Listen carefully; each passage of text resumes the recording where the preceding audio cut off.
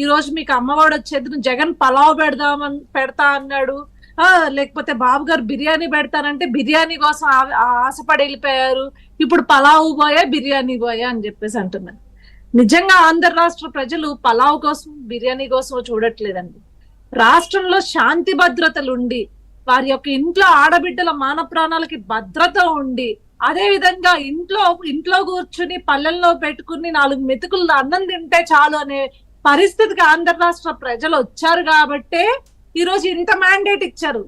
జగన్మోహన్ రెడ్డి ఏదో అనుకుంటున్నాడు, నేనేదో 4 సంక్షేమ కార్యక్రమాల పేర్లు చెప్పేసి 4 డబ్బులు చిల్లర అట్లా విసిరేస్తే నా కింద పడుంటారు, ఇంకా నేను ఏం చెప్తే అది చేస్తారని ఒక భ్రమలో ఉన్నాడు. ఇప్పటికైనా జగన్మోహన్ రెడ్డికి ఏం చెప్తున్నానంటే ఆ భ్రమలోంచి ఆ సంక్షేమ పథకాలైనా సరిగ్గా అందించారంటే అది లేదు. ఎక్కడండి ఏమందించారు? సంక్షేమ పథకాల పేరు చెప్పి ఇంట్లో కారు ఉంటే ఏదైతే కార్ 4 వీలర్ ఉంటేనంట అన్ని కట్టు, పెన్షన్లు కట్టు, పథకాలు కట్టు. ఈ రోజు ఉండదా అండి? ఈ రోజు కుటుంబంలో అత్తగారు, మామగారు, కోడలు వీళ్ళందరూ కలిసి ఉండి ఒక కుటుంబం ఉన్నప్పుడు ఈ రోజు బయటకు వెళ్ళాలంటే చిన్నగా అప్పు చేసిన కారు కొనుక్కుంటారు కదండి, ఈఎంఐలో అప్పు చేసిన కారు కొనుక్కుంటారు కదా. సో మీ పేరు మీద మీకు సొంతంగా కారు ఉండింది, 4 వీలర్ ఉండింది. తల్లిదండ్రులు వారంతా వేరుగా ఉన్నప్పుడు కూడా కొడుకుకో ఉన్న వారి తల్లిదండ్రులకి పెన్షన్ కట్ చేసిన సందర్భాలు లేవా? అవును, తీసేశారు. అదే విధంగా లాస్ట్ మీరు 5 years చూసుంటే గనక అసలు భయంకరమైన ఎలక్ట్రిసిటీ దాంతో చూసుకుంటే బిల్ తో సహా విపరీతమైన ట్యాక్స్ లేసింది ఎవరు? ఈ గవర్నమెంట్ కదా. చెత్త పన్నులు కలెక్ట్ చేస్తుంది ఎవరు? ఈ గవర్నమెంట్ కదా. అసలు ఎంత పీడించుకుని తిన్నారండి వైఎస్ఆర్సీపీ ప్రభుత్వం. ఈ రోజు ఆ ప్రభుత్వాన్ని సమూలంగా నిర్మూలించుకుంటే ఆంధ్ర రాష్ట్రంలో శ్వాసన్నా తీసుకోవచ్చు, కనీసం ఊపిరన్న ప్రశాంతంగా తీసుకోవచ్చు అనే పరిస్థితికి వచ్చి ఈ రోజు చంద్రబాబు నాయుడు గారు కోట్లేసి ఇంత పెద్ద మ్యాండేట్ ఇచ్చారు కూటమి ప్రభుత్వానికి ఓట్లేసి. ఈ రోజు ఈ మనిషికి ఇంకా సిగ్గు రాకపోతే ఎట్లా, బుద్ధి రాకపోతే ఎట్లా? ప్రజలు అంత ఘోరంగా ఓడించినా కూడా నువ్వు అదే పాత పలికే పలికితే ఎట్లా? నువ్వు నేను అయ్యి ఇచ్చాను ఈ ఇచ్చానని చెప్పుకుంటే ఎట్లా? నువ్వేమి ఇయ్యలేదయ్యా, నువ్వేం భిక్ష ఇలా. జనాల దగ్గర నుంచి కలెక్ట్ చేసిన డబ్బు ఏదైతే ఉందో ఆ డబ్బును తీసుకొచ్చి మళ్ళీ జనాలకి ఏదో కొద్దో గొప్ప మందికి ఇచ్చి, అది కూడా నీ పార్టీకి సంబంధించిన వాళ్ళు ఎవరైతే నీ హ్యాండ్స్ లో పెట్టుకుని వాలంటీర్ అనే ఒక సిస్టమ్ ని పెట్టుకుని ఎవడైతే మన పార్టీకి సంబంధించిన వాళ్ళు వాళ్ళకి ఇవ్వండి, ఎవడైతే మనకు ఓట్లేస్తాడో వాళ్ళకి ఇవ్వండి అని చెప్పేసి స్క్రూట్నీ చేసి లిస్టు మొత్తం నిజంగా అసలైన అర్హులు ఎవరైతే ఉన్నారో వాళ్ళందరినీ ఈ రోజు పక్కకు నెట్టేసిన పరిస్థితి ఆంధ్ర రాష్ట్రంలో అప్పుడు ఉంది. ఈ రోజు దాన్ని అంతా ఛానలైజ్ చేస్తుంది తెలుగుదేశం పార్టీ ప్రభుత్వం.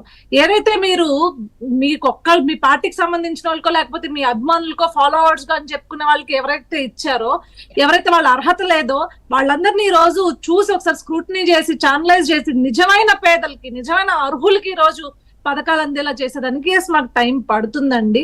అదే విధంగా చంద్రబాబు నాయుడు గారు క్లియర్ గా ఉన్నారు. ఏవైతే డ్రాప్ అవుట్స్ ఉన్నాయో, హైయెస్ట్ డ్రాప్ అవుట్స్ ఉన్నాయో స్కూల్ నుంచి, వీళ్ళు ఎందుకు వెళ్ళిపోయారు, మళ్ళీ బ్యాక్ టు స్కూల్ కి ఎలా తీసుకురావాలి?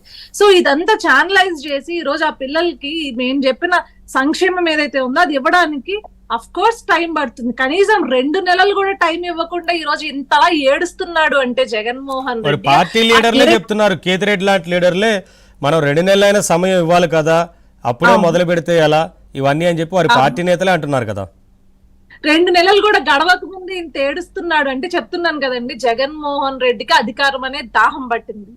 ఆ అధికారం లేకుండా, చుట్టూ లేకపోతే ఆ సెక్యూరిటీ లేకుండా బతకలేకపోతున్నాడు. అందుకే ఏకంగా హైకోర్టు వరకు వెళ్ళి నాకు సెక్యూరిటీ కల్పించాలి, నాకు తీసేశారు. ఒక ఎమ్మెల్యే, ఆఫ్టర్ ఆల్ ఒక ఎమ్మెల్యే అయ్యుండి, సారీ ఆఫ్టర్ ఆల్ అని అంటున్నానంటే అతను ఎక్కువ ఊహించుకున్నాడు కాబట్టి, దానికి మించిన అంతకు మించి ఊహించుకుంటున్నాడు కాబట్టి నేను ఇంకా సీఎం సాధారణ ఎమ్మెల్యే అదే అంటున్నా, ఒక పొజిషన్ లో ఉన్నానని ఊహించుకుంటున్నాడు కాబట్టి, ఇంకా ముఖ్యమంత్రి స్థాయిలో ఊహించుకుంటున్నాడు కాబట్టి అన్నానండి.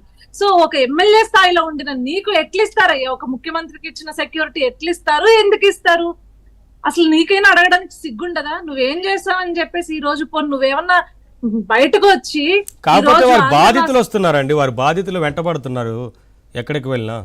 బాధితులు వెంటబడుతూ ఏంటండి, తాడేపల్లి ఇంటికి స్వయంగా వాళ్ళ కార్యకర్తలు వెళ్ళి వాళ్ళు గోడు వినిపించుకోవాలని వెళ్తే ఈ రోజు అక్కడ దాడి చేసింది ఎవరో కాదు, జగన్మోహన్ రెడ్డి సెక్యూరిటీ.